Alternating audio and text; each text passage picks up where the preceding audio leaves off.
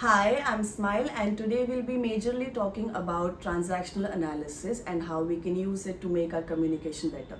Now, transactional analysis was introduced in the 1950s by a psychologist named Eric Berne, and it is still widely used in CBT, which is your cognitive behavioral therapy. And what it basically is that he said every interaction that we have, every human interaction is transactional. And we do these transactions in three states of minds, or rather, as he said, ego states. And these three states are parent, child, and adult. And at any given point, whoever we are talking to, we are either talking from a parent state of mind, or a child state of mind, or a adult state of mind.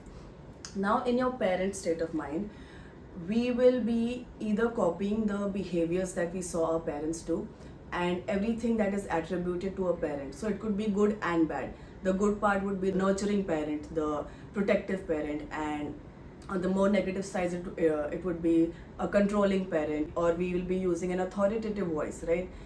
In a child state of mind, again, the good and the bad will be, if it's the good side, the child state of mind is more playful and creative, it's more free, right? And the not so good ones are where it comes from seeking validation, where anything, any kind of behavior that we did as a child, acting impulsively, or even being rebellious, right? All of these are child state of mind. Now, the way to understand this is that, for example, if I am talking in a child state of mind, I may not be behaving as what a 5-year-old or a 6-year-old does, but the thought and the feelings will be those that we attribute to the child state of mind, maybe the ones that we did ourselves when we were kids. Now, the third is the adult state of mind, which is simply in the here and now, not associated with the child space or the parent space. What happens is the parent state of mind and the child state of mind, they are reactive, right?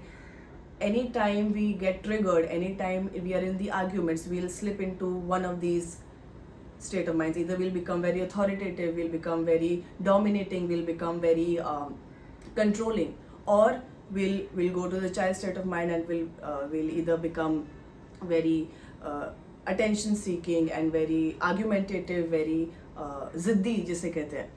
And there is nothing completely good and completely bad in being these two state of minds, because there are also these good qualities, right? Let's say a child state of mind, uh, if a child is told you can't do this, there is this almost this rebellion that comes up, that no, I will show you that I can do it. So these kind of people, they can be very rebellious and find their motivation and focus out of that rebellion. Now, the problem with that is that rebellion doesn't last forever. And what happens is that if you stay in that child state of mind for the longest, people are not going to take you seriously. You are going to be taken granted for. You're not going to be seen as valuable as any other adult would. And what we want to do in our communications is that we want to come back each time to the adult state of mind. And why? Because the adult state of mind is in the here and now.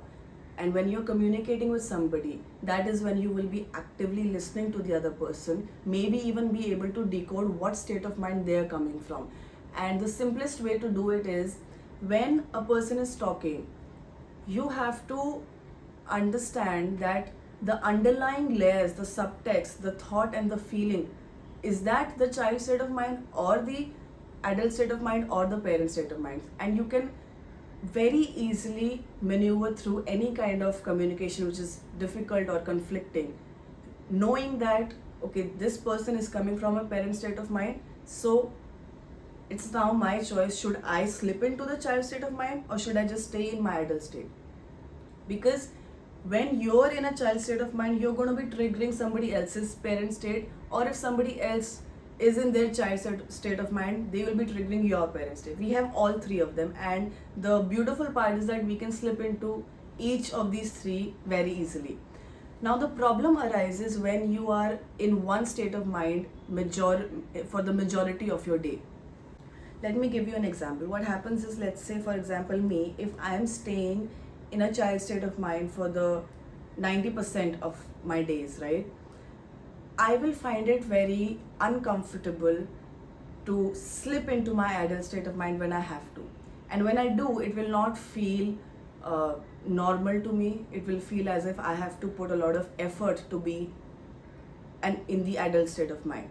And so I will keep slipping back because I've brains, they love comfort, they love what is familiar to them, and I'll keep slipping back to that child state of mind, and I will keep having issues in conflicts. I will have issues when I'm talking to people. Let's say a person that is struggling with or had to struggle with getting attention and validation from the parents, and now this person grows up and is still operating from a child state of mind. So in every communication, and they will always be seeking validation for their point. So they'll always be like, yeah, but my point is right? But my point is right. That is a child state of mind. They'll always be like, but listen to my point, listen to me. Now, but in the adult state of mind, you're actively listening. You're responding to the here and the now. You're not concerned with is this person actually is this person thinking I'm right? Is this person agreeing with me or not? That is a child state of mind. You see the difference? And that is why it is very, very important to understand these three state of minds and be aware what state of mind am I working at. If it is the child and the parent, the effort has to be to bring it back to the adult. If you're going to be operating throughout your days either from a child space of mind or a parent state of mind, you're going to be struggling with your communications. Because every time you're going to be seeking out that, if it's from the parent state of mind, you're going to be seeking out that control, that authority. If it's from the child state of mind, you're going to be seeking out that attention, that validation, or that or whatever that comes with the child state of mind. But with the adult, you're going to be actively listening and responding to what is here and now. So you're not going to be taking things personally. If somebody agrees with you, it wouldn't matter. If somebody disagrees with you, it wouldn't matter. If somebody appreciates you, you will not go mad with joy. If somebody discriminates you, if somebody criticizes you, you're not going to take that to heart. The whole point of this video and everything that we talk about in this channel is to how we grow and how we can make ourselves better. And you will not even have to learn how to articulate, you will not have to learn how to make your communication skills better if you're operating from the adult state of mind. So you will not have to be concerned with, is this person listening to me? Am I coming across as smart and intelligent? Am I being perceived well? Because all of this is either the child state of mind or the parent state of mind. In the adult state of mind is not thinking, am I sounding good? Am I being appreciated? The adult state of mind is just present in the here and now. Whoever this person is talking to, whoever they're interacting with, they're actively listening.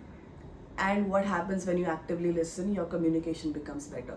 And I realized something which was super fun is that when I stop trying to always be in the adult state of mind, it becomes easier. Because whether it is the child state of mind or the parent state of mind, they both have the good and the bad. So instead, what I did was I jotted down all the good qualities of my child state of mind, which was creativity, free-spirited, playful, joyful, and I added that to my adult state of mind. And whichever the qualities of my child state of mind or the parent state of mind were not so good, which was validation seeking or attention seeking or the fear of being misunderstood or abandonment, all of those state of minds, you have to let go of. And then it'll be very easy for you to slip into child, parent, adult whenever you want to at your own will, right?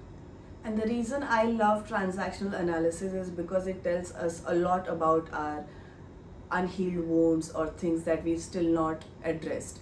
And so this is what I want you to do right now. I want you to write down which state of mind is your most dominant. And I want you to ask yourself why that is. If let's say you're somebody who's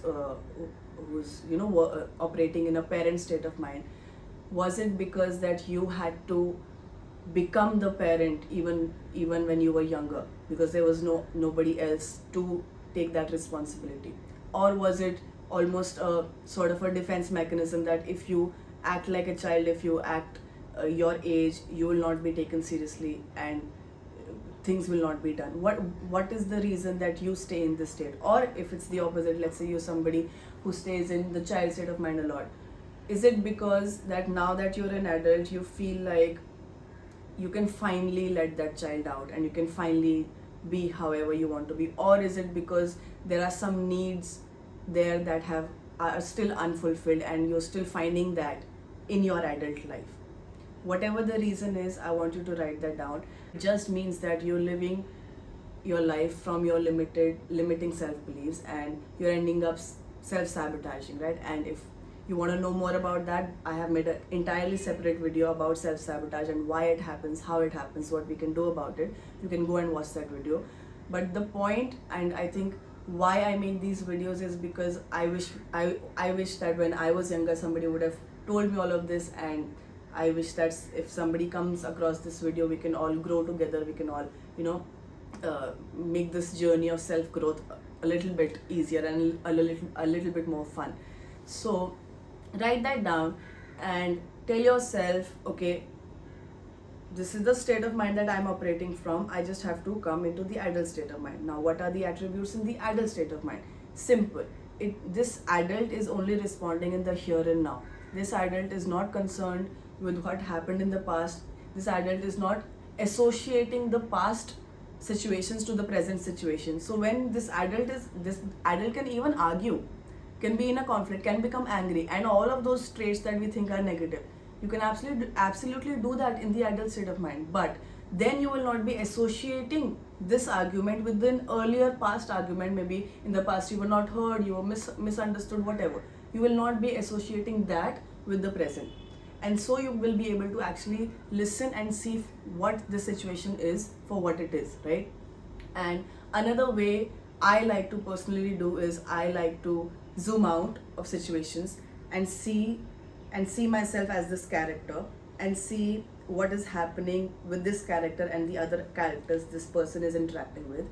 And when I do that, I am able to rationally see myself and rationally see the situation for what it is, instead of slipping into the child state of mind and slipping into the parent state of mind. And try that out. I hope that works for you. So yeah, you can do this fun little experiment with your friends, with people that you're interacting with, and try to see what state of mind are they operating from. Because it's not that we can change anybody, but maybe we can help our friends out, we can help people around us who are close to us out. But more importantly, I think we need to focus on ourselves and be aware of what state of mind are we operating from. And the best communicators are active listeners. How do you become an active listener? When you are actually in the here and now, when you're actually listening, when you're observing the other person's body language. That's how you become a better communicator. And that will happen only when you are operating from an adult state of mind, instead of any of these two. Instead of proving a point, instead of trying to be right? That is how you become a master of communications. And I hope this helped. I'll see you in the next video. Bye.